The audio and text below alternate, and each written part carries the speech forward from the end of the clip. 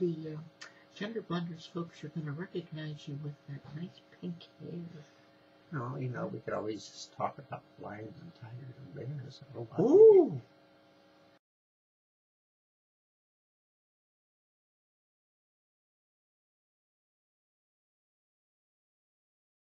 Ah! Hi, gender blenders! Hi! Welcome to week 140. 140? Yeah, this is 140th week that Gender Blenders has been going. October is also LGBT History Month. Is there any person or event in LGBT history, past or present, that stands out for you? I wonder if there's any tie between LGBT being the month of October and Halloween being the month of October. There might be more than a little tie there. What do you think? Yeah. Oh, okay. Are we going back to the lines? No, we're not going to go there. No, Wizard of Ed. Okay. And anyway, I think we've got a treat for you this time. Yeah. Because we are going to talk about Harry Benjamin. Mm-hmm. Yeah, amazingly, you know, he has done more for the world. And the world looks at his definitions and his scales and uses his definitions and scales worldwide in both the professional and in the medical associations by Harry G. Benjamin, which, you know, the WPATH standards of care, based around the Harry G. Benjamin aspect of in the phenomenon between the differences of transgendered individuals and transsexuals, which are obviously much, much different. So that's why they do separate them in the WPATH standards of care. In any case, yeah, Harry G. Benjamin did a lot for us in defining who we were, giving us an identity, because, you know, I was born transsexual.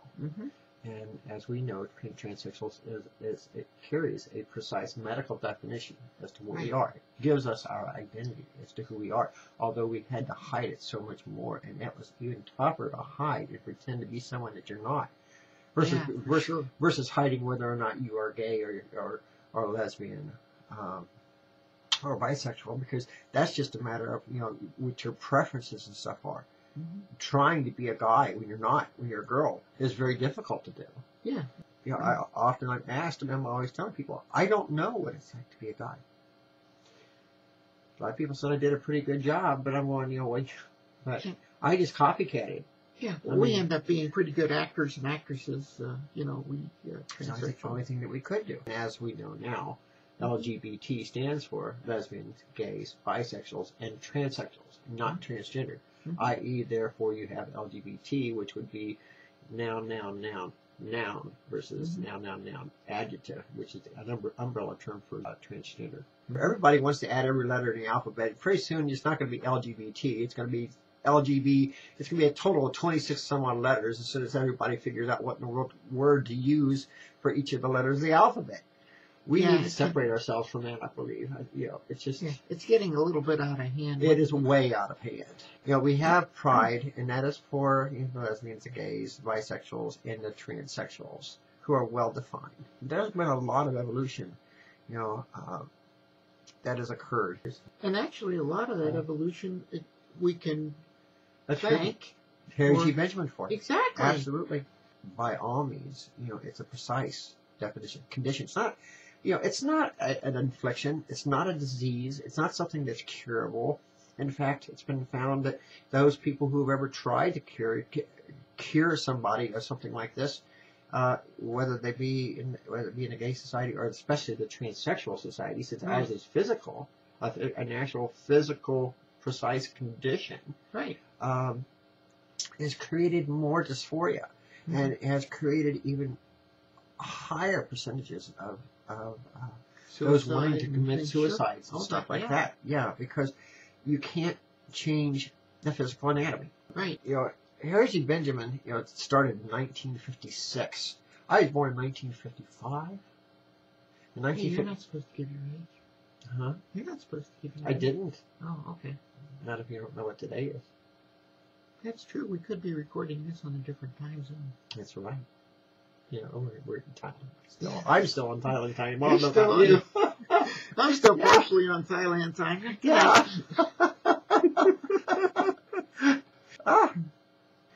Transsexuals and stuff like that require gender correction most of the time. Mm-hmm. Most of the time. I mean, there are a lot of us who don't go through, do not need what they call the non-surgical type. Yeah. And it used to be, the Benjamin scale only defines 3 levels, and that is they call it non-surgical, but that's the low level transsexual, and then you have the mid-level transsexual. May or want to have some form of do some form of transition, Right.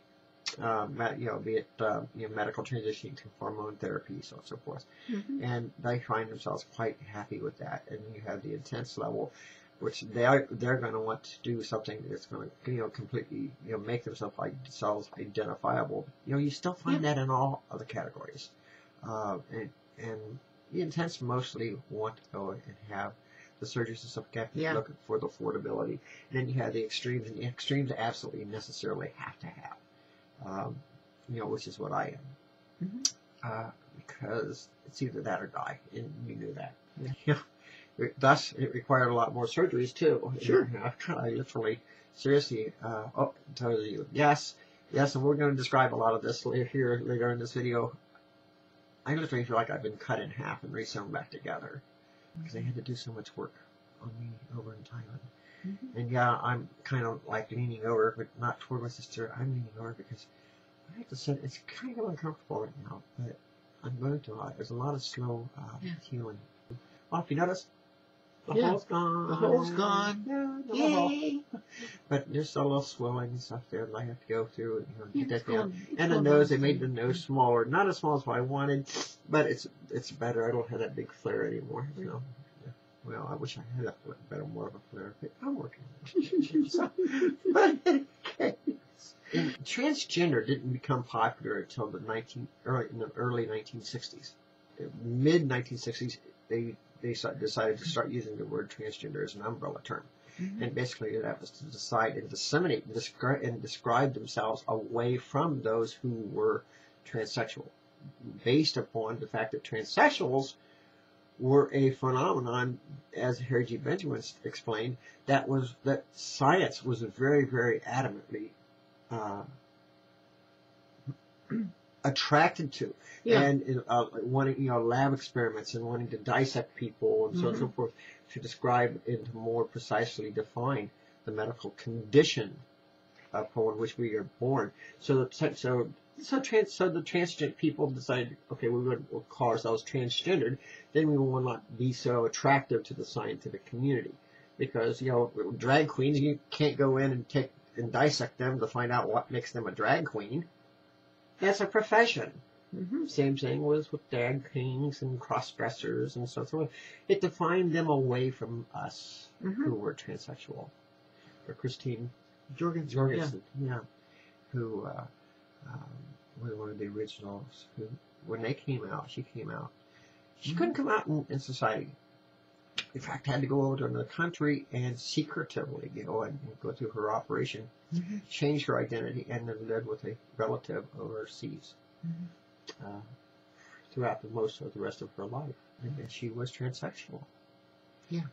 She was a girl, and she needed to seek that correction, and someone decided there was a way of doing it. So we came a long, long, long, long, long way. Transsexualism is something that you were born with. It's something that you are. But, in reality, after you've been corrected, you are ex-transsexual, or what's it called? Post-op. Post-op. Pre-op, you're transsexual. Post-op, you have corrected yourself. Once corrected yourself, I'm a girl. I'm a plain and simple girl. Do I still have some damage? I have some being worked on. There's different ways that we need, even spelled out the WPATH, that we need care for. Exactly. He defined the terms. He defined the different levels of transsexuality. Yes, he did. And wasn't he also very instrumental in being able to prove that indeed there is a physical difference in our brain structure versus that of cisgendered folks? Yes, he did.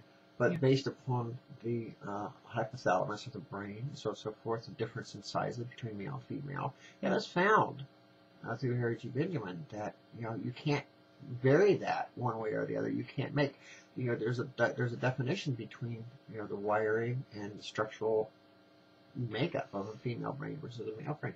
Mm-hmm. That's where Harry G. Benjamin made that discovery. Was that hey, there is, and it starts right there at the hypothalamus. Yeah, and follow on from that, there's been a lot of things that absolutely prove there is a difference in the brain, and it's easy to find it. You don't have to do it posthumously or post-mortem.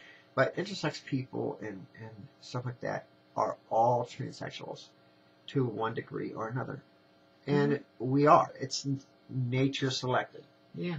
It's a natural selection of things that nature does to us. Some of us have more female parts than others, but we're still all transsexuals. That's right. Because we have that difference that developed prior to our birth. It was a part of the development process. Yeah, so it's a development process. So in some sense you can call it certainly is natural, but you can certainly call it like a birth defect or something like that. But you don't want to call it, but it's not a birth defect. I guess it could. No. We just have additional, it could be classified as being a defect, but they try to stay away from that because since it has a precise meaning and definition, unless we wanted to say that, a lot of things in the Bible were based on birth defects. Well, some things were, actually. No. I know you'd like to prove that. Oh, okay. Well, in any case, it's been a nice talk here. I've kind of enjoyed it. And, as far as the LGBT history, like I said, there is no one that I know of who has contributed more to the LGBT community. Us. Yeah. It's a natural thing at birth. It is not something that you just develop in or acquire. I guess there isn't such thing as an acquired taste. I mean, I like Scotch, and at first I didn't like it. Right. But that is not something genetically. Yeah. That's not something. Yeah. It has nothing to do with genetics. It's nothing that. Yeah, it's not genetics, and it's also nothing that you can pray away. I mean, one could say one could pray away Michelle Bachmann, but that won't work either. I mean, Ooh, that was a low blow. but like I said, I tried praying it away, and if there'd have been a magic pill for me that I could have taken that would just ended, cured it all. Trust me, I would have taken it in a heartbeat. What I got going through, what I went through, facing the surgery, and everything else that I went through. That's hell on wheels. Yeah, and I mean, I'm sitting here very uncomfortable. I'm sitting here very uncomfortable. You're sitting there on both sides. On the donuts and... and they had to cut underneath both of my arms to go down and do some intermuscular, work and so on and so forth. Well, that's not fun. Yeah. This is not something that you put yourself through just because, or for the hell of it. I much rather have never had to have gone through it. Trust me, I was scared. Yeah. Oh, I was scared like crap. You know that. And I had wonderful, wonderful, wonderful surgeons. Dr. Preacher himself, the legendary Dr. Preacher, for sexual reassignment surgeries, as well as Dr. Burin and the entire PII staff, who there in Thailand, in Bangkok. Right. Wonderful people. Yeah. And really highly recommend nice them. folks. Yeah. In fact, we're going to get putting something together with them to help other people, the transsexuals such as myself. To make things more affordable, because a lot of people turn away from it because they can't afford it, and because it is not something that is really available to them. So we're going to work on that. We're working with them. So until next week, I'm Stephenie, and I'm Steffi. Have a nice night. Bye, everyone. Bye. Oops. Oh, you can't do that. Yeah, I tried. You did. Yeah, I just banged the mouse. Oh well.